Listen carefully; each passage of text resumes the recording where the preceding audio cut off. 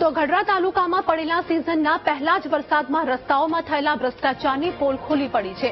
ગઢડા તાલુકાના રણિયાલા ગામથી મોટી કુંડળ સુધી 12 કિલોમીટરના રોડ ઉપર એક માસ પહેલા 8 થી 10 નાળા બનાવવામાં આવ્યા હતા, જે બોગસ કામને લઈને મોટા ભાગના નાળામાં ગાબડા પડી જતા ભ્રષ્ટાચારની પોલ ખુલ્લી પડી છે, જે વિડીયો ગામ લોકોએ બનાવી વાયરલ કર્યો છે.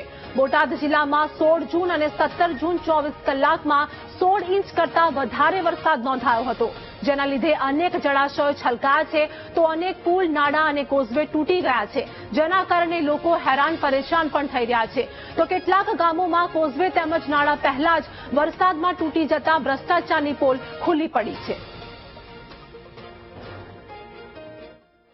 આ નાળાનું અને આ રસ્તાનું કામ લગભગ 1 વર્ષથી ચાલુ હતું અને આ કામ પૂર્ણ થયું એનો ટાઈમ લગભગ હજી મહિનો 15 દી અથવા 2 મહિના એટલો થયો છે. પણ હાલ જે રસ્તો અને અંદર જેટલા નાળા બનાવ્યા છે એ એક પણ યોગ્ય નથી અથવા પ્રોપર એની અંદર કામગીરી થયેલી નથી.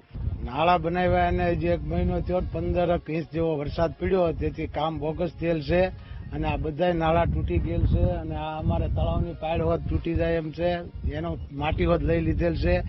કામ બહુ બોગસ બનાવેલું છે. શું કરવું જોઈએ? આની કાયદેસર કાર્યવાહી કરીને તાત્કાલિક આ કામ ફરીવાર કરવાની રજૂઆત કરું છું.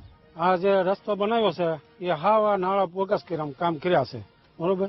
આની અંદર કાંઈ નાખ્યું જ નથી અને તૂટી ગયું છે અને આ બધા વાહન વાળાને ના પાડી દીધી અને ઓલાને કીધું તમે પંચાયત વાળાને કીધું તો વોટ્સઅપમાં કરી દે અને કોઈક હલવાય છે ઊંડાઈના